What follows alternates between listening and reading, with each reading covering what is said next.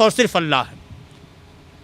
یہ وحدت الادیان، وحدت الوجود، اتحادیوں کا عقیدہ، حلولیوں کا عقیدہ کہ ہر ذرے میں خدا۔ میں نے کہا آپ کے سامنے قرآن کی تفسیر بیان کرتے وقت کہ ہم مسلمانوں میں سے ایک بہت بڑے طبقے کا یہی ذہن بنا ہوا، ہر ذرے کائنات کے اندر اللہ موجود ہے۔ نعوذ باللہ۔ اللہ عرش پر مستوی ہے، اللہ عرش پر جلوہ افروز ہے۔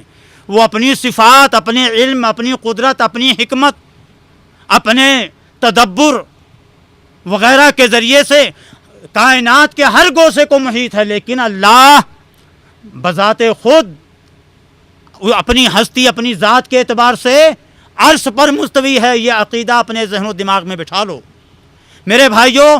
تو توحید یہ بہت بڑی چیز ہے، اور ہم مسلمانوں کے اندر ایک بہت بڑا المیہ یہ بھی ہے، ہم مانتے اللہ خالق، اللہ مالک، اللہ رازق، اللہ مارنے والا، جلانے والا، شفا دینے والا، مرض دینے والا۔ سوچ لیے کہ بس کرو ہم مسلمان ہیں۔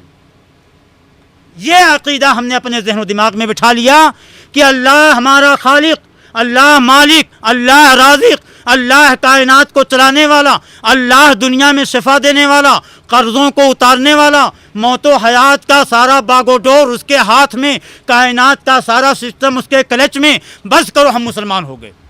اللہ کی قسم مسلمانوں، میرے بھائیوں، میرے عزیز دوستو، اللہ سے خیر کی توفیق طلب کرو کہ اللہ توحید کے راستے پہ ہمیں گامزن فرما دے، نہیں تو بڑا خطرناک معاملہ ہے یہ ہماری زندگیوں کے لیے۔ یہ وہ توحید ہے کہ جس توحید کو کفار مکہ اور مشرکین مکہ بھی مانتے تھے، کفار مکہ اور مشرکین مکہ بھی مانتے تھے، اس کے قائل تھے، اس کا اعتراف کرتے تھے۔ اے مولا، اے مولا، اے اللہ، تو ہی ہمارا خالق، تو ہی روزی دینے والا، تو ہی سب کچھ اولاد دینے والا، ساری چیزیں تیرے ہاتھ میں۔ لیکن ہم ان دیوی دیوتاؤں کی پوجا، ان دیویوں اور دیوتاؤں کی پوجا اس لیے کرتے ہیں، لا ما نعبدہم الا لیقربونا الی اللہ زلفی۔ ہم ان دیوی دیوتاؤں کی پوجا تو اس لیے کرتے ہیں تاکہ یہ ہم کو مولائے کائنات سے، منعم حقیقی سے قریب کر دیں۔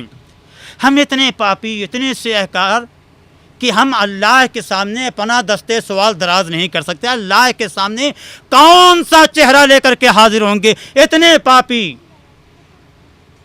اس لیے ہم نے کچھ دیوی دیوتا، کچھ اصنام و اوثان ساخت کر لیے۔ اللہ کی قسم اللہ رب العالمین نے اس توحید کے اقرار کرنے کے باوجود محمد الرسول اللہ صلی اللہ علیہ وسلم کو اپنا آخری پیغمبر، ریفارمر بنا کر کے بھیجا۔ اے نبی، جاؤ ان کو توحید کا پیغام دو۔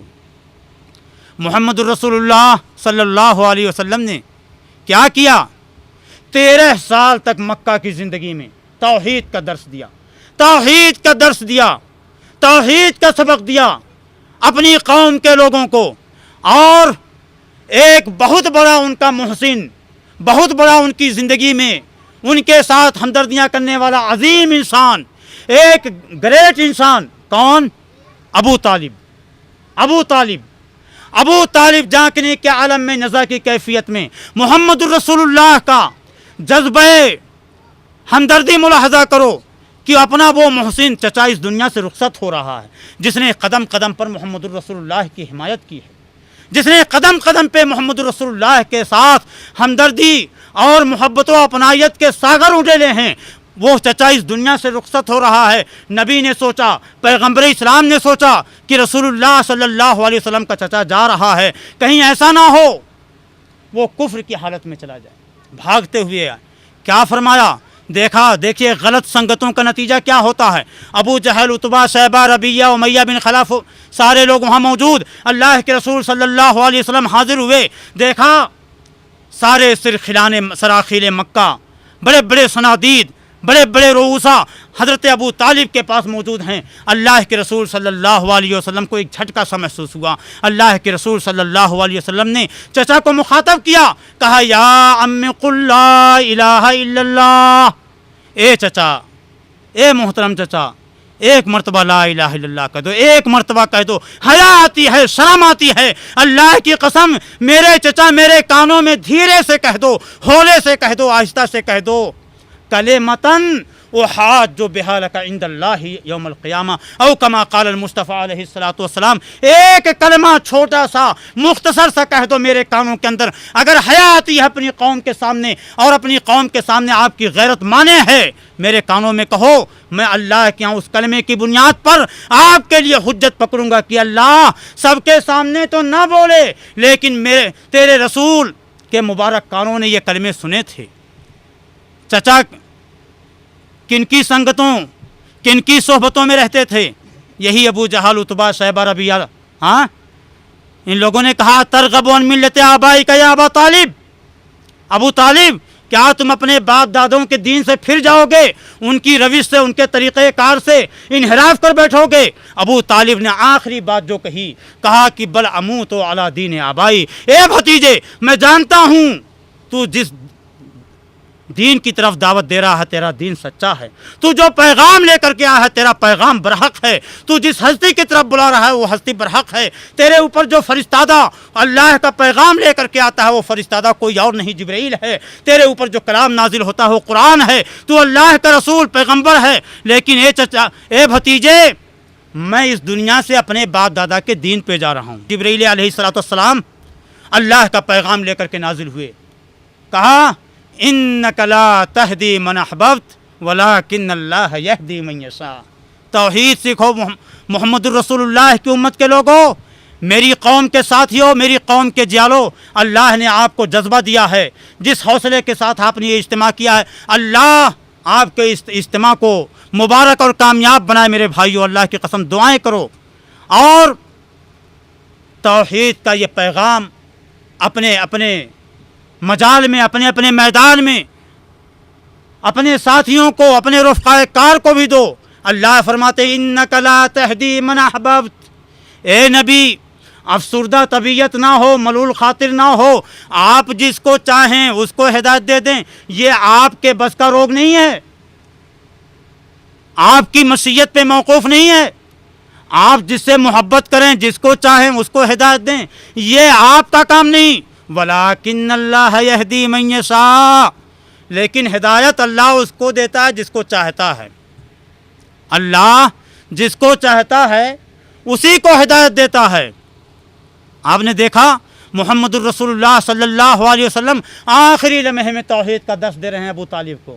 یہاں بعض لوگوں کے ہاں ذہنوں میں خاص طور سے دیکھیے بات آ گئی، میں کھل کر کے نام لے کر کے کسی کا ذکر نہیں کرنا چاہتا، رافضیوں کا یہ شیعہ خبیث، یہ سر پسند عناصر منانے اسلام جو مسلمانوں کا لبادہ اوڑھ کر کے یہودیت کا کردار ادا کر رہے ہیں اس امت کے اندر، ان کے یہاں دیکھیں گے ابو طالب کا ذکر کرتے ہیں، کہتے ہیں حضرت ابو طالب رضی اللہ تعالیٰ عنہ، حضرت ابو طالب رضی اللہ تعالیٰ عنہ۔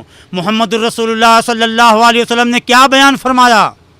باوجود اس کے کہ ابو طالب نے قدم قدم پہ محمد الرسول اللہ کی حمایت فرمائی، دین اسلام کی نشر و ترویج میں، اشاعت میں قدم قدم پر ان کی نصرت و تائید کی، محمد الرسول اللہ صلی اللہ علیہ وسلم کے ایک صحابی نے ایک مرتبہ سوال کیا، کہا اللہ کے رسول ذرا یہ بتائیے کہ کل قیامت کے دن سب سے ہلکا عذاب کس کو ہوگا، سب سے خفیف ہلکی عقوبت اور سزا کس کو دی جائے گی؟ محمد الرسول اللہ صلی اللہ علیہ وسلم نے ارشاد فرمایا، کہا ساتھیو سب سے ہلکا عذاب جانتے ہو؟ اس شخص کو دیا جائے گا جو میرا چچا ہے ابو طالب۔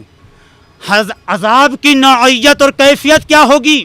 محمد الرسول اللہ صلی اللہ علیہ وسلم بیان فرماتے ہیں کہ آگ کی دو ایسی جوتیاں پہنائی جائیں گی پاؤں کے اندر کہ اس کی تپش، اس کی تمازت اور اس کی حرارت کی شدت کی وجہ سے ان کے دماغ کے اندر ابال پیدا ہو رہا ہوگا، حیرانی کیفیت ہوگی۔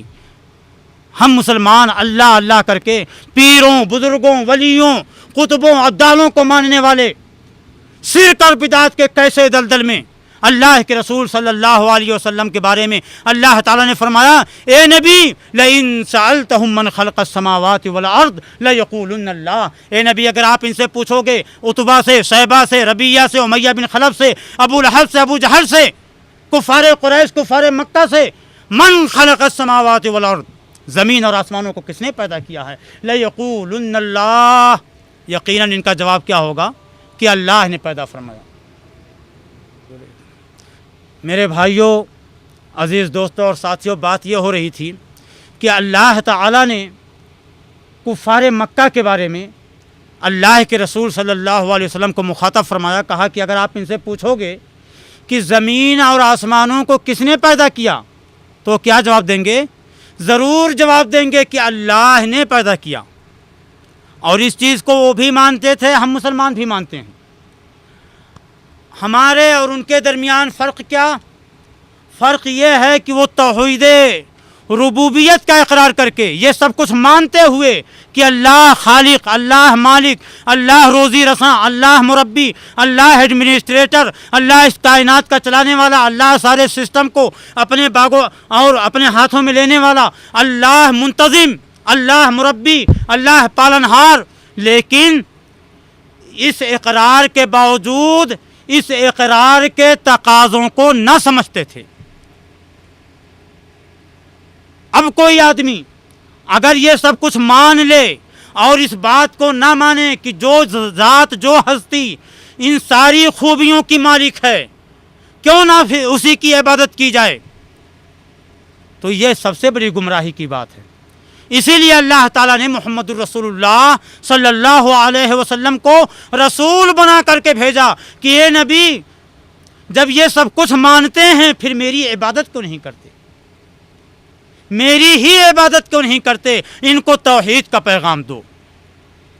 اللہ کے رسول صلی اللہ علیہ وسلم نے 13 سال تک لگاتار عقیدے کی اصلاح فرمائی، توحید کا درس دیا، توحید کا سبق دیا۔ پھر وہی قوم جب اس میں سے اللہ تعالیٰ نے ان میں سے بعض لوگوں کو ہدایت نصیب فرمائی تو توحید کے علم بردار بن کر، توحید کے دائی پیغمبر بن کر، توحید کے سب سے بڑے ریفارمر بن کر کے دنیا کے کائنات کے خطے خطے میں پہنچے، ہادی اور رہنما بن کر کے پہنچے۔ اور آج انہی کی دعوتوں کا نتیجہ ہے کہ ہم بر صغیر پاک و ہند کے مسلمان ہیں، اسلام کی دولت سے روشناس ہیں، اللہ کی عظیم نعمتوں سے ہم بہرہ مند ہیں اور محظوظ ہیں۔ اللہ کی قسم اگر ان کی دعوتیں نہ ہوتیں تو ہمارا کیا حال ہوتا۔ اس لیے میرے بھائیوں، اس فورم کے ماتحت سارے کے سارے ممبر، چیف مینیجر، ڈائریکٹر، سارے بھائیوں کو میں مبارکباد دیتا ہوں۔ اللہ کی قسم یہ پیغام لے کر کے آپ اٹھو، اور میری دعائیں دل کی گہرائیوں کے ساتھ آپ کے ساتھ میں ہیں۔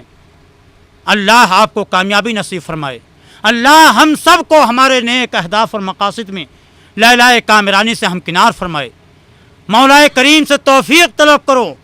کتنے بھائی ہیں ہمارے آس پڑوس میں رہنے والے، ہمارا کلاس میٹ، ہمارا روم میٹ، ہمارے پڑوس میں رہنے والا، ہمارا گاؤں کا بھائی، ہمارے علاقے کا بھائی، ہمارے کاروبار کا بھائی، وہ اللہ کی ذات کو نہیں جانتا، وہ جانتا نہیں اسلام کیا ہے، توحید کیا چیز ہے۔ اور یہ کیسے جانے گا جب ہم مسلمان خود نہیں جانتے۔ ہم مسلمان سب کچھ عقیدہ رکھتے جس طریقے سے مکہ کے مشرک اور کافر رکھتے تھے، توحید ربوبیت کا اقرار، اللہ تو ہمارا رب، اللہ تو ہمارا خالق، لیکن عبادت کے معاملے میں ہم مسلمانوں پہ بالکل وہی کیفیت طاری ہو جاتی ہے جو مکہ کے کافر، مکہ کے مشرکوں کے اوپر ہوا کرتی تھی۔ اللہ فرماتے ہیں قرآن کریم کے اندر کہ جب یہ کشتیاں لے کر سمندر کے مجدھار میں پھنس جاتے تو اللہ کو بڑی عاجزی کے ساتھ پکارتے تھے، اور اللہ ان کی کشتیوں کو جب نجات دے دیتا فَإِذَا هُمْ يُشْرِكُونَ تو فوراً وہ شرک کرنے لگتے تھے، شرک کرنے لگتے، اپنی وہ ساری کی ساری شدتیں، وہ مصیبتیں، وہ پریشانیاں، ساری کلفتیں، وہ سارے ابتلاءات، آزمائش کی وہ ساری گھڑیاں، ساری کٹھنائیاں بھول جاتے، اکثر ان کے حاشے خیال سے محو ہو جاتی ہیں وہ ساری چیزیں، اور پھر شرک کا پرچار کرنے لگتے، شرک کی طرف لوگوں کو دعوت دینے لگتے۔ اور آج وہی کیفیت ہم مسلمانوں کی ہے۔ ایک بہت بڑا طبقہ ہمارے معاشرے کا बीमारी कौन देता? अल्लाह ने बीमारी दी। शिफा कौन देगा? गुलबर्गा वाला गेसू दराज। कर्ज में किसने मुब्तला किया? आसमान वाले ने।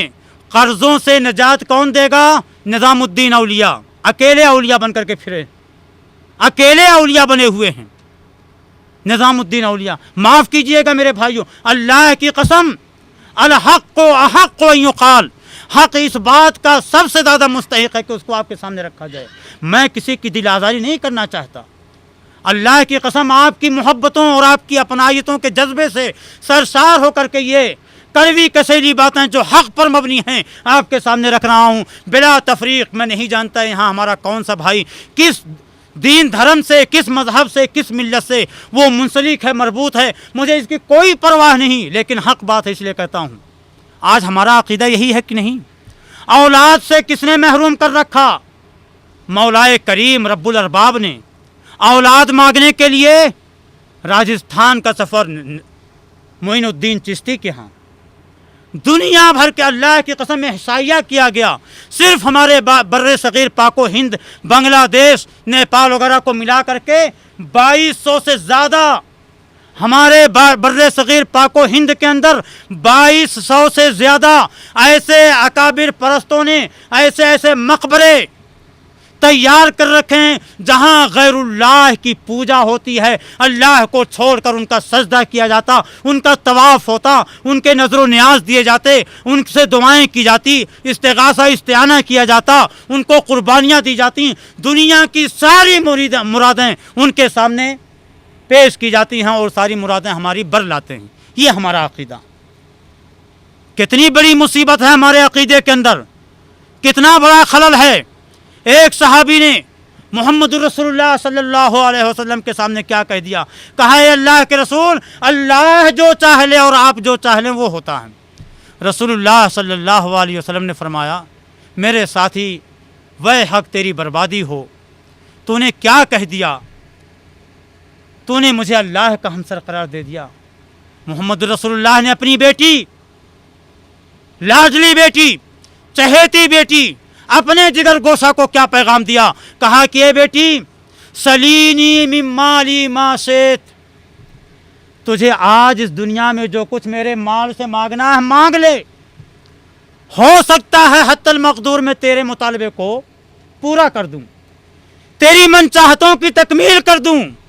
फ़इन्नी ला उग़नीक मिनल्लाहि यौमल क़ियामत शैया, क्योंकि मैं कल क़ियामत के दिन अल्लाह के अज़ाब से मैं तुझे कोई फ़ायदा नहीं पहुंचा सकता। अल्लाह अकबर।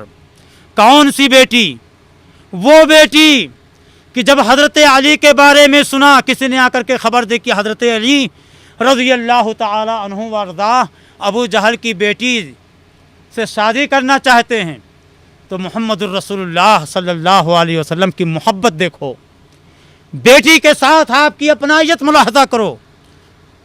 क्या भाई?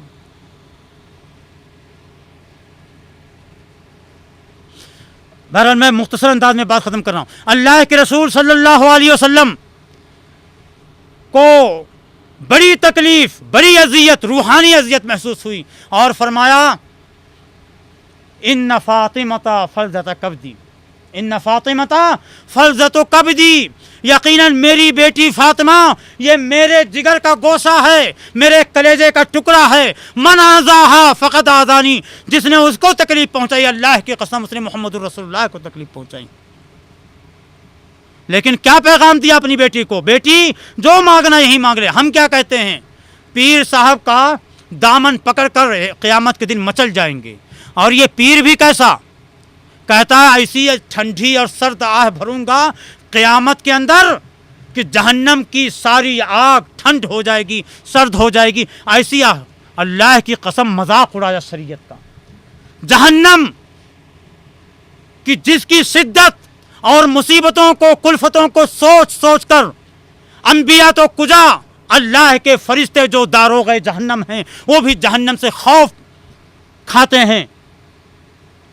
ये पीर, ये मुरीद, ये कुतुब, ये अब्दाल कैसा मजाक उड़ाते हैं जहन्नम का। कहते हैं ऐसी सरदाह भरूंगा कि जहन्नम की सारी आग ये राख का انبار ہو جائے گی، راکھ کا ڈھیر بن جائے گی اور ساری تپش ساری تمازت جاتی رہے گی۔ اللہ اکبر۔ حضرت عمر فاروق رضی اللہ تعالیٰ عنہ زباں پہ بار الہ یہ کس کا نام آیا کہ میرے نطق نے بوسے میری زباں کے لیے۔ عمر اللہ کی رحمتیں ہوں آپ پر، کیا درس دیا قوم کو۔ کہا اگر کوئی فرشتہ غیب، کوئی فرشتہ خدا یہ آواز دے کہ دنیا کے اندر سارے لوگوں کو معاف کر دیا گیا، اللہ نے مرحوم مغفور کر دیا، اور صرف ایک ایسا بد نصیب ہے جس کی بخشش نہیں ہوئی، اللہ کی قسم میں یہی سوچوں گا اور مجھے یہ یقین ہوگا کہ وہ بد نصیب بدقسمت انسان، وہ سومی قسمت کا مارا ہوا شخص عمر فاروق اعظم ہے۔ اور اگر اللہ کا کوئی فرشتہ یہ آواز دے دے، کوئی ہاتف غیبی یہ آواز دے کہ دنیا کے سارے انسانوں کو من جملہ انبیاء کرام، فرشتے، ساری مخلوقات، انس و جن، سب کو جہنم کا ایندھن بنا دیا گیا، صرف ایک ایسا خوش نصیب انسان ہے جس کو جنت میں جانے کا پروانہ نصیب ہوا ہے، اللہ کی قسم اللہ کی رحمت کاملہ سے مجھے یہ یقین ہے کہ وہ سعادت مند انسان انشاءاللہ عمر فاروق ہوگا۔ اللہ سے توفیق طلب کرو، اللہ کی اذیتوں، اس کی عقوبتوں کا خوف کھا کر کے اور اللہ کی رحمتوں کی امید کرتے ہوئے۔ یہی پیغام دیا گیا تھا ان آیتوں کے اندر، اور میں نے وعدہ کیا تھا کہ یہ بات کروں گا آپ کے سامنے۔ میرے بھائیوں، تو توحید ربوبیت یہ کافی نہیں کہ اللہ کو خالق مانو، سب کچھ مانو، لیکن نظر و نیاز، مرادیں، فریاد رسی، استغاثہ، استعانہ، قربانی، دعا، اور صلاۃ و صوم، زکوٰۃ، صدقہ، خیرات، ایثار، یہ ساری چیزیں ہم قطب و ابدالوں کے لیے کریں، پیڑ پودوں کے لیے کریں نہیں، بلکہ ربوبیت کی توحید کے اقرار کا تقاضا یہ ہے کہ جب سب کچھ وہ ہے تو عبادت بھی اسی کی ہونی چاہیے، اور اسی کو کہا جاتا ہے توحید الوہیت۔ اور اسی چیز کو شاعر نے کہا کہ چومی گویم مسلمانم بلرزم کہ دانم مشکلات لا الہ را، جب میں کہتا ہوں کہ میں مسلمان ہوں تو کانپ اٹھتا ہوں، پورے بدن کے اندر لرزش آ جاتی ہے، پورے جسم کے اندر ایک زلزلہ سا، ایک ارتعاش سا پیدا ہو جاتا ہے، کیونکہ میں جانتا ہوں کہ لا الہ الا اللہ کہہ دینے کے بعد کیسی کیسی مشکلات کا سامنا کرنا پڑے گا، اور اس لا الہ الا اللہ کی مشکلات کا اندازہ ہم مسلمانوں سے کہیں زیادہ ابو جہل، ابو لہب، عتبہ، شیبہ وغیرہ کو تھا، اسی لیے انہوں نے اسلام نہیں قبول کیا۔ ہم خاندانی مسلمان، باپ دادے کے ورثے میں توحید مل گیا، دین مل گیا، شریعت مل گئی، اور اس عظیم نعمت کا کفران کرتے ہیں، اللہ کی ناشکری کرتے ہیں، اللہ کا غضب نازل ہوتا ہے۔ آج ہماری سوسائٹیوں پہ، ہمارے معاشروں پر، ہمارے سماج پہ، کہیں ہندوؤں کے ذریعے سے، کہیں دوسری قوموں کے ذریعے سے، اور آج ملک کے ملک تباہ و برباد ہو رہے ہیں، اور اللہ کی رحمت ہم سے دور ہے۔ اور جہاں اللہ کی توحید قائم ہے، آپ دیکھ لیجئے، بھلے سے یہاں بہت سارے معاصی اور بہت ساری بغاوتیں، دین کی سرکشیاں موجود ہیں، برے کام ہوتے ہیں، لیکن اللہ کی توحید اتنا بڑا فضل، اتنا بڑا کرم، اتنی بڑی نعمت کہ اللہ نے اس توحید کے نتیجے میں پھر بھی ان کے شہروں میں، ان کے ملکوں میں حفظ و امان کو قائم کیے ہوئے ہے۔ کیوں؟ اللہ نے فرمایا وَلَوْ أَنَّ أَهْلَ الْقُرَىٰ آمَنُوا وَاتَّقَوْا لَفَتَحْنَا عَلَيْهِمْ بَرَكَاتٍ مِّنَ السَّمَاءِ وَالْأَرْضِ، اگر زمینوں والے، بستیوں والے، شہروں والے یہ اللہ پر ایمان کامل لے آئیں، واتقوا، اور اللہ کا تقوی اختیار کر لیں، لَفَتَحْنَا عَلَيْهِمْ بَرَكَاتٍ مِّنَ السَّمَاءِ وَالْأَرْضِ، تو ہم ان کے اوپر زمین اور آسمان کی برکتوں کے دہانے کھول دیں گے۔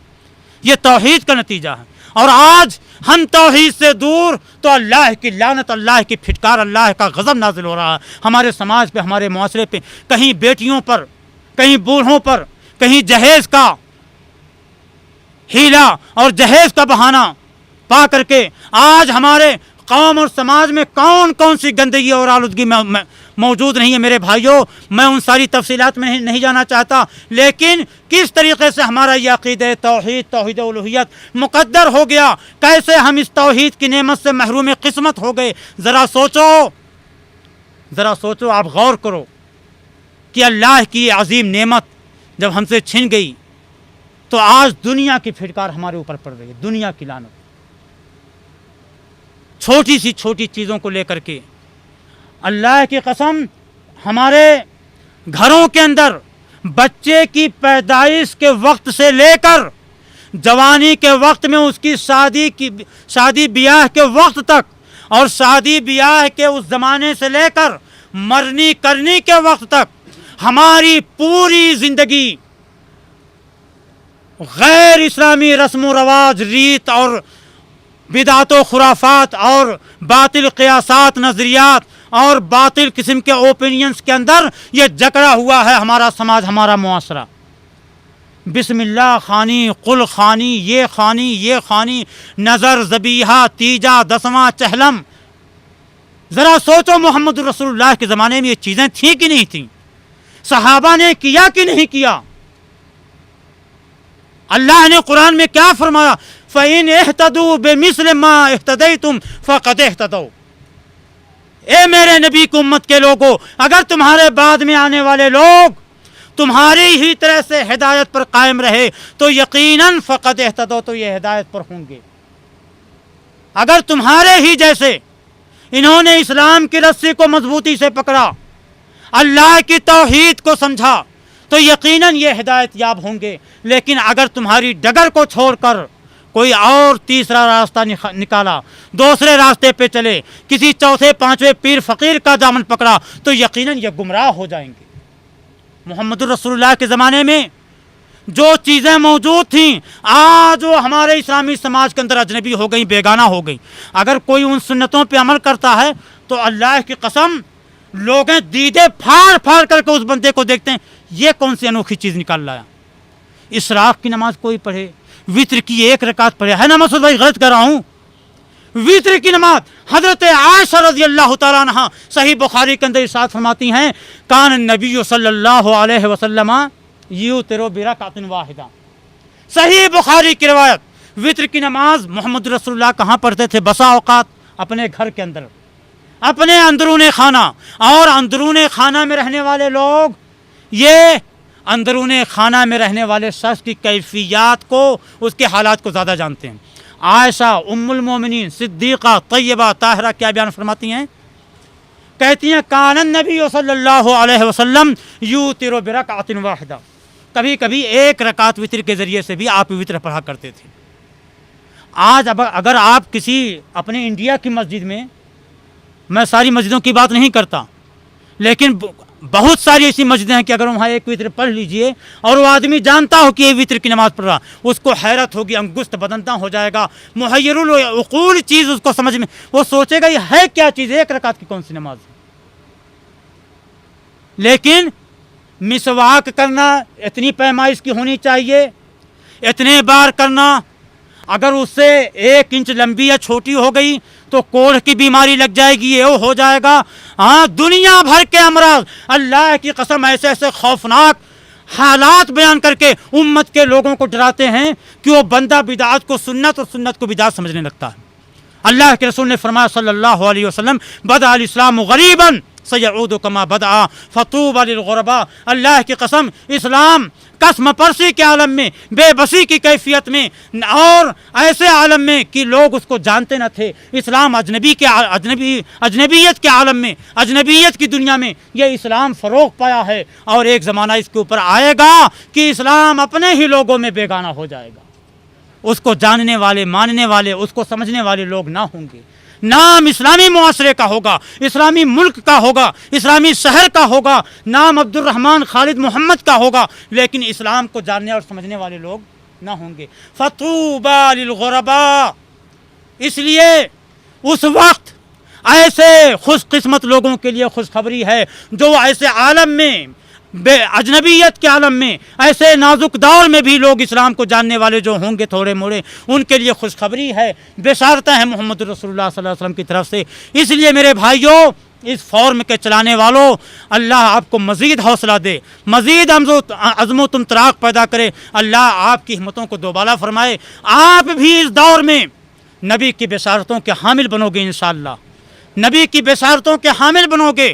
اب بات میں توحید اسماء و صفات پہ بیان کر کے ختم کر دیتا ہوں میرے بھائیوں. ایک تیسری توحید کی قسم ہوتی ہے توحید اسماء و صفات. اسماء و صفات یعنی ناموں کے اندر اللہ کی توحید قائم ہونی چاہیے. اللہ کے جو پیارے پیارے نام ہیں اس میں کسی کو شریک نہ بناؤ, ساجیدار نہ بناؤ. اس کی صفتوں کے اندر اللہ تعالیٰ کا کوئی ہمسر نہ ہونے پائے. سمجھ بات آئی؟ اور یہ کیسے ہوتا ہے؟ اللہ کے پیارے پیارے نام ہیں. اللہ نے فرمایا وَلِلَّهِ الْأَسْمَاءُ الْحُسْنَى فَادْعُوهُ بِهَا. اللہ کے پیارے پیارے نام ہیں, اللہ کو انہی ناموں کے ساتھ پکارو. ہم لوگ سوامی, گاڈ, ایشور, پربھو, دیالو, کرتار, سرجنہار, پالنہار, اے پالنہار, اے سوامی اگر کوئی کہہ کر کے پکارتا ہے تو اللہ کے پیارے پیارے ناموں کو چھوڑ کر اللہ کے ناموں کے اندر الہات پیدا کر رہا ہے. اگر سمجھنے اور سمجھانے کا معاملہ آ جائے تو کوئی بات نہیں ہے, لیکن اگر کوئی اللہ تعالیٰ کے پیارے ناموں کو چھوڑ کر اللہ کے غیر متعین کیے ہوئے ناموں کا حوالہ دے کر کے اللہ کو پکارتا ہے اور اجر و ثواب کی امید رکھتا ہے تو وہ اللہ کے ناموں میں شرک کر رہا ہے. اسی لیے نبی کریم صلی اللہ علیہ وسلم جب بھی دعا فرماتے یا حی یا قیوم برحمتک استغیث, یا حی یا قیوم برحمتک استغیث, اللہم انی ظلمت, اللہم ربی انی ظلمت, یا لا الہ الا انت سبحانک. دیکھیے ربنا ظلمنا, سارے انبیاء کا یہ انبیائی مشن ہے میرے بھائیوں. توحید انبیائی مشن ہے. سارے نبیوں کی دعائیں دیکھتے چلے جائیے. شیخ نے کتنا بہترین پروگرام آپ کے سامنے رکھا دعاؤں کے تعلق سے. سارے نبیوں نے اللہ کے پیارے پیارے ناموں کا حوالہ دے کر کے اللہ تعالیٰ سے دعائیں فرمائیں. سارے نبیوں نے, سارے پیغمبروں نے ربنا ظلمنا, ربنا لا تؤاخذنا, ربنا, ہر جگہ اللہ تعالیٰ کے ناموں کا حوالہ دے کر کے. بہرحال میرے بھائیوں, اللہ کے اسماء و صفات میں توحید کے اندر خلل کیسے آتا ہے کہ اللہ کو اس کے غیر ناموں کے ساتھ پکارا جائے. ایک تو یہ, اور دوسری صورت یہ ہوتی ہے کہ اللہ تعالیٰ کے وہ پیارے نام جو اللہ کے لیے مخصوص ہیں وہ نام اٹھا کر کے دے دیا جائے. یہ بھنگڑے کرنے والے پیروں مریدوں کو, ننگ دھڑنگ چلنے والے فٹ پاتھوں پہ یہ لنگڑے لولے لوگوں کو جن کو ہم نے وسیلہ بنا رکھا, محمد الرسول اللہ جیسا متقی پرہیزگار انسان کہتا ہے فاطمہ جو مانگنا ہو یہی مانگ لو, کل قیامت کے دن میں تمہارے کوئی کام نہیں آؤں گا. اور ایک بندہ عفیف کے اندر کہتا ہے مجھ سے, کہتا ہے کہ مولانا میرا پیر تو مجھ کو بولا کہ جا جو چاہے کر میں تیرے ساتھ ہوں. نعوذ باللہ من ذالک. بے ایمان. اللہ تعالیٰ سورۃ العصر میں فرماتا ہے والعصر ان الانسان لفی خسر الا الذین آمنوا وعملوا الصالحات. ارے وہ کمبخت اپنی عاقبت سنبھال لے تو بہتر, وہ تیری عاقبت اور تیری دنیا کیا بنائے گا. جو اس دنیا سے گزر جاتے ہیں اور بڑے بڑے حاذق اور طبیب حکیم, بڑے بڑے معالج جن کا علاج اور دوا دارو نہیں کر سکتے, روتے گاتے ان کے بچے ان کا کریا کرم کر دیتے ہیں, وہ ہماری کیا بگڑی بنا سکتے ہیں. جو 2 گز کفن کے محتاج ہوتے ہیں, جو تدفین کے لیے ہماری مٹیوں کے محتاج ہوتے ہیں, اور جن کی لاش ہماری آنکھوں کے سامنے موجود ہوتی ہے, لیکن ہم ان کو رکوع و سجدہ نہیں کر سکتے. نماز کی بہت ساری قسمیں موجود, ساری قسموں کے اندر نمازوں کے اندر سجدہ ہے, قومہ ہے, قعود ہے, تحیات ہے, تشہد ہے. بھلا نماز جنازہ ہی ایسی نماز کیوں ہے کہ اس میں رکوع اور سجدہ نہیں رکھا گیا؟ کہ بندے, جب بندے کی لاش تیرے سامنے موجود ہے, میت تیرے سامنے موجود ہے, جب اس لاش کے ہوتے ہوئے تو اس کو سجدہ نہیں کر سکتا, اس کو رکوع نہیں کر سکتا, تو 2-4 منٹوں 2-4 ساعتوں کے بعد قبر میں چلے جانے کے بعد تو اس کو کیسے سجدہ کرتا ہے؟ ابھی وہ تیرے سامنے ہے تو اس کے لیے اللہ سے بخشش کی دعائیں مانگتا ہے, اور اس کے چلے جانے کے بعد تو اسی کے سامنے اپنی جھولی پھیلاتا ہے. وہ تیرا محتاج ہے, تو زندہ ہے, تو ابھی مانگ سکتا ہے, تو کچھ کر سکتا ہے, کار خیر کر, صوم و صلاۃ کی پابندیاں کر. اب تو اس دنیا سے چلا گیا. اذا مات ابن آدم انقطع عملہ الا من ثلاث. جب آدم کی اولاد اس دنیا سے رخصت ہو جاتی ہے تو سارے کے سارے عمل کا سلسلہ یکسر ختم ہو جاتا ہے سوائے 3 کے. کیا؟ ولد صالح یدعو لہ. صالح اولاد چھوڑ کر کے گیا وہ بندہ, وہ اس کے لیے دعا کرے. محتاج ہوا کہ نہ ہوا؟ اپنی اولاد کی دعاؤں کا محتاج. علم ينتفع به, یا ایسا علم چھوڑ کر کے گیا, بڑے بڑے انسائکلوپیڈیاز لکھے, سیرت پہ, تاریخ پہ, اسلامیہ احکام پہ کتابیں لکھی, مصادر مراجع کی. بندے اللہ کی مخلوق اور ایک بہت بڑی جماعت اس سے فائدہ حاصل کر رہی ہے, اس کا ثواب, اس کا اجر اس بندے کو ملتا رہے گا. او صدقۃ جاریہ, یا صدقہ جاریہ چھوڑ کر کے گیا. یہ بڑی تفصیل طلب چیزیں انشاءاللہ اللہ توفیق دے گا, آپ یاد کریں گے تو انشاءاللہ بندہ حاضر ہوگا آپ کے سامنے, اور کسی دوسرے موقع پر یہ ساری باتیں آئیں گی. لیکن کہنے کا مقصد یہ ہے کہ وہ بندہ جو قبر میں چلا گیا, کچھ نہیں کر سکا, 40 من مٹی کے نیچے دبا ہوا ہے, آپ اس کے بارے میں ایسے عقیدے رکھتے ہو کہ یہ داتا گنج ہے, یہ خزانے دیتا ہے.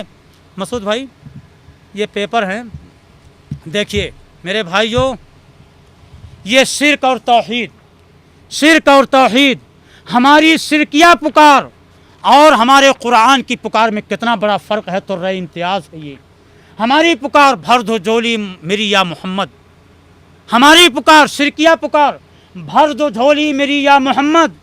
اور قرآن کیا کہتا ہے, اے نبی آپ کہہ دیں کہ میں تمہارے نفع و نقصان کے بارے میں کچھ بھی اختیار نہیں کرتا, کچھ بھی اختیار نہیں رکھتا. اور ایک کہتا ہے شرکیہ پکارنے والا, یہ سب تمہارا کرم ہے آقا کی بات اب تک بنی ہوئی ہے, نعوذ باللہ. اور اللہ فرماتا ہے کہ اے نبی کہو ھذا من فضل ربی, یہ سب میرے رب کا فضل ہے. ایک پکارنے والا کہتا ہے کہ کچھ بھی مانگنا ہے در مصطفیٰ سے مانگو, اور اللہ کہتا ہے, قرآن چیخ چیخ کر کے آوازہ دے رہا ہے کہ تمہارے رب نے فرمایا مجھے پکارو میں تمہاری دعائیں قبول کروں گا. بہرحال یہ پرچے تقسیم کر دیجئے, بڑی تفصیل ہے اس میں. اور میرے بھائیوں آخر میں انجام کار کے طور پہ میں ایک پیغام آپ کو دے کر کے جانا چاہتا ہوں کہ دنیا کے اندر بولنے کے لیے, وعظ و نصیحت کے لیے بہت سارے ٹاپکس آپ کو ملیں گے, لیکن توحید جیسا حساس سلگتا ہوا موضوع آج اس زمانے کا سب سے بڑا موضوع, سب سے بڑا موضوع ہے. اور قابل صد مبارکباد ہیں ہمارے کریم اللہ بھائی, مسعود بھائی, اور ان سے جڑے ہوئے آپ تمام بھائی, آپ لوگ سب قابل صد مبارکباد ہو, دعاؤں کے مستحق ہو. اللہ آپ کے جذبات کے اندر اللہ اخلاص الہیت عطا فرمائے. میرے بھائیوں یہ پیغام دے کر کے جانا چاہتا ہوں یہاں سے کہ توحید یہ دنیا کا سب سے بڑا سلگتا ہوا موضوع, حساس موضوع, اس لیے کہ توحید یہ انبیائی مشن ہے, انبیائی مشن ہے. سارے نبیوں کی دعوتوں کا مرکز و محور کیا ہے, توحید, توحید. اور اس لیے دوسری وجہ, دوسری بات کہ توحید یہ ہماری تخلیق کا سب سے بڑا مقصد. اللہ نے فرمایا وما خلقت الجن والانس الا لیعبدون, ہم نے جنوں اور انسانوں کو اس لیے پیدا کیا تاکہ وہ میری ہی عبادت کریں, اور عبادت صرف اللہ کی ہو, یہی توحید ہے. تو سب سے پہلی چیز کہ یہ انبیائی مشن, اور دوسری چیز کہ یہ ہماری تخلیق کا مقصد ہے. اور دیکھو ایک اشارہ, لطیف اشارہ کر کے بات ختم کر رہا ہوں کہ میرے بھائیوں ہم سوچتے ہیں نماز بڑی مشکل ہے, نماز نہیں پڑھتے. کئی بھائیوں سے پوچھتا ہوں نماز کا اہتمام ہو رہا بھائی, کہتے ہیں مولانا 4 وقت کی پڑھ لیتا ہوں, فجر میں بڑی دقت ہوتی ہے, بڑی مزاحمت ہوتی ہے, نہیں پڑھ پاتا ہوں. تو میرے بھائی جب ہم یہ مقصد بنا لیں گے اپنی زندگی کا کہ ہم کو اسی نماز ہی کے لیے پیدا کیا گیا ہے, اسی توحید ہی کے لیے پیدا کیا گیا, تو اللہ کی قسم پھر یہ مقصد ہمارا پورا ہوگا, کوئی مزاحمت نہیں ہوگی. جب یہ مقصد بنے گا زندگی کا, مقصد بناؤ کہ یہ انبیائی مشن قائم اور دائم رہے, یہ انبیائی مشن جاری اور ساری رہے. مقصد بناؤ کہ ہماری زندگی کے اس مقصد میں کوئی خلل توحید کے اندر نہ آنے پائے. اور تیسری چیز اس لیے ضروری ہے, یہ توحید اس لیے اہم ہے کہ یہ ہمارا دین فطرت ہے, فطرت اللہ التی فطر الناس علیہا. بہت ساری فضیلتیں ہیں اس توحید کی, اللہ کی قسم ان ساری تفصیلات میں نہ جا کر کے بس اللہ سے دعا گو ہوں کہ مولا کریم جو باتیں یہاں رکھی گئی ہیں اگر ان میں اچھائیاں ہیں تو الہ العالمین وہ تیری طرف سے ہیں, تو ان میں خیر و برکت عطا فرما, اور اگر اس میں کچھ کوتاہی ہے الہ العالمین تو ہماری ان کمیوں کو معاف فرما اور ان کی اصلاح فرما. الہ العالمین ہماری حاضری کو ہمارے اس اجتماع کے اندر قبول فرما لے, ہماری شرکت کو ہمارے لیے سعادت کا سبب بنا دے. الہ العالمین تو ہمارے اس اجتماع کو مبارک اجتماع بنا دے، ہمارے اس اجتماع کو کامیابی کے دروازے تک پہنچا دے۔ مولا کریم تو اس اجتماع کے اندر خیر و برکت کا نزول فرما، ہمیں سعادت، ہمارے لیے سعادت کا سبب بنا دے۔ الہ العالمین ہم سب کو کتاب و سنت کی روشنی میں زندگی گزارنے کی توفیق عطا فرما۔ مولا کریم تو ہمارے سیئات کی مغفرت فرما دے۔ مولا کریم تو ہمارے گناہوں کی بخشش فرما دے۔ الہ العالمین رب العالمین ہم گنہگار ہیں، ہم خطاؤں میں ڈوبے ہوئے ہیں۔ مولا ہم معصیت کے مرتکبین میں سے ہیں۔ الہ العالمین تو ہماری مغفرت فرما اور تو ہماری جو ٹوٹی پھوٹی نیکیاں ان کو صرف قبولیت سے نواز دے۔ الہ العالمین تو ہمارے مرحومین کی مغفرت فرما دے، ان کی قبروں کو اپنے انوار و تجلیات سے معمور فرما دے۔ الہ العالمین تو ان کی قبروں کو کشادہ فرما دے، ان کو غریق رحمت فرما دے۔ الہ العالمین ہم میں جو قرض دار ہیں تو ان کو قرض کی تکمیل کی توفیق عطا فرما۔ الہ العالمین انہیں قرض کی ادائیگی کی توفیق عطا فرما۔ مولا کریم ہم میں جو بیمار ہیں تو انہیں شفائے کامل عاجل عطا فرما۔ الہ العالمین تو ہماری بیماریوں کو ہم سے دور فرما دے۔ مولا کریم رب العالمین الہ العالمین اے میرے منعم حقیقی تو ہماری مشکلات کو دور فرما دے، سیریا کے مسلمانوں کی حالت زار کو دور فرما دے۔ الہ العالمین تو ان کی کٹھنائیوں کو، ان کی بلیات کو، ان کی مصیبتوں کا ازالہ فرما دے۔ مولا کریم تو ہمیں ہر طرح کے شر، ہر طرح کے فتنے، ہر طرح کی آزمائشوں سے دور فرما، محفوظ و مامون فرما۔ مولا کریم جب تک ہم اس دنیا میں زندہ رہیں، اسلام پر زندہ رہیں اور تیرے اسلام کے لیے داعی بن کر کے تیرے اسلام کے لیے کام کرتے رہیں۔ رب العالمین جب ہمارا خاتمہ ہو تو خاتمہ بالخیر ہو۔ الہ العالمین تو ہم سب کو حسن خاتمہ کی توفیق عطا فرما۔ ہماری ماؤں، بہنوں، بیٹیوں اور گھر کی ساری خواتین کو تو الہ العالمین ہمارے صحابیات کی روش اور نقش قدم پہ چلنے کی توفیق عطا فرما۔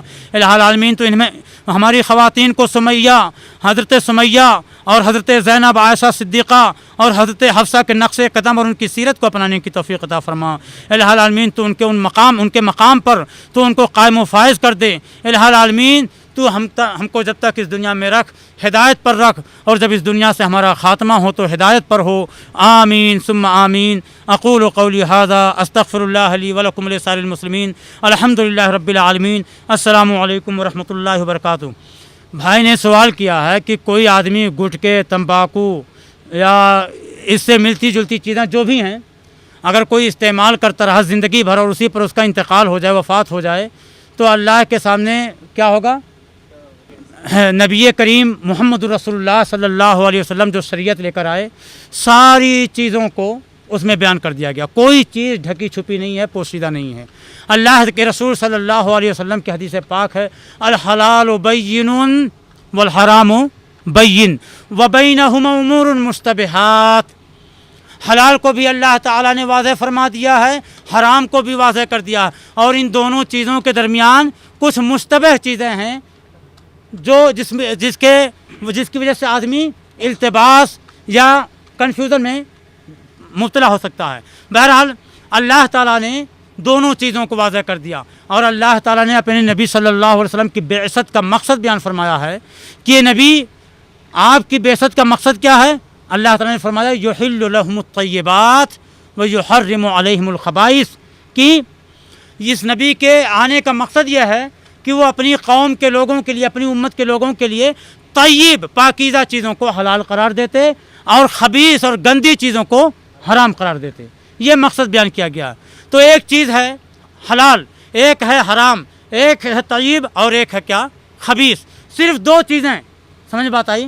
اور اس کے علاوہ نبی کریم صلی اللہ علیہ وسلم کی حدیث پاک ہے کل مسکر حرام، ہر نشاور چیز حرام ہے۔ اور تیسری حدیث ہے ایک اللہ کے رسول صلی اللہ علیہ وسلم کی کل ما اسکر کثیرہ فقلیلہ حرام، جس چیز کی زیادہ مقدار آپ کو نشے میں ڈال دے اس کی قلیل مقدار بھی استعمال کرنا حرام ہے۔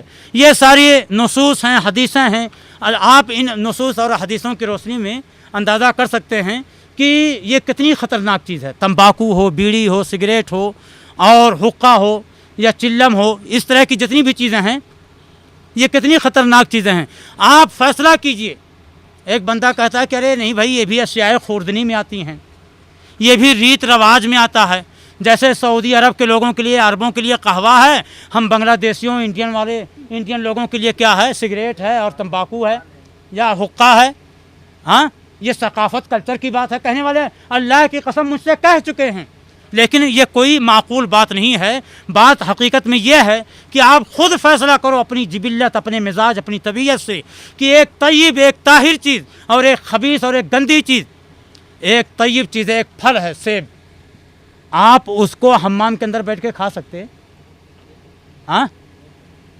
ایک آدمی جوس لے کر کے، عصیر لے کر کے وہ حمام کے اندر پی سکتا؟ کیوں؟ ایسی گندی جگہوں کے لیے ایسے پاکیزہ اللہ کے دیے ہوئے پھل اور اللہ کی ایسی نعمتوں کا استعمال بالکل غیر معقول چیز ہے، نہ روا ہے، نہ درست ہے. طبیعت بھی اس سے الجھن محسوس کرتی ہے. لیکن اسی حمام کے اندر آدمی سگریٹ پی رہا ہے، تمباکو بنا کر کے، کھینی بنا کر کے کھا رہا. اس کا مطلب کیا ہوا کہ وہ طیب تھی اس لیے اس کا استعمال ہم نے نہیں کیا، اور یہ خبیث تھی اس لیے ہم بیٹھ کر کے اس کا استعمال. واضح بات ہے. اب اگر کوئی بندہ اس کا استعمال کرتے کرتے دنیا سے رخصت ہو گیا اور توحید پر قائم رہا تو اس نے اللہ کے رسول کی شریعت کی، اللہ کی جو نافرمانی کی، اللہ کے ہاں وہ اس کا جواب دہ ہوگا. اللہ نے اس کے بارے میں قرآن میں فیصلہ فرما دیا، ان اللہ لا یغفر ان یشرک بہ ویغفر ما دون ذلک لمن یشاء. اللہ کی مشیت پہ موقوف ہے، اللہ شرک کو نہیں معاف کر سکتا.